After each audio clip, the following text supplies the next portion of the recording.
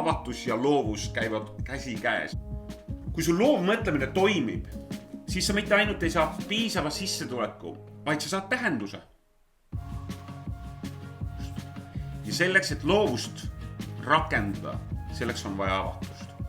Nüüd, selleks, et ärgitada sind loovamat mõtlema, sellepärast ma küsingi, otsid sa midagi? On sul midagi vaja? Kuidas ma selle saan? Anna mulle garantii, et see toimib, kas tõesti, kui ma avan ennast ja ütlen, et okei, ma tahan olla loovam, ma tahaksin leida mingit lahendusi ja ma olen valmis hakkama astuma. Kas see toimib, kas see õnnestub? Loovus vajab seda. Kui sa kukud, tõused uuesti püsti, see ongi nimelt, muidu loovus ei toimi. Sa oled maast lama ja kõik sa ütled, et aga Elari, ma proovisin uuesti ja ma küsin, kas sa otsid midagi, mis on sulle tähtis ja midagi, millest sa hoolid. Aga sa hoolid sellest nii piisavalt, et sa tahaks uuesti proovida.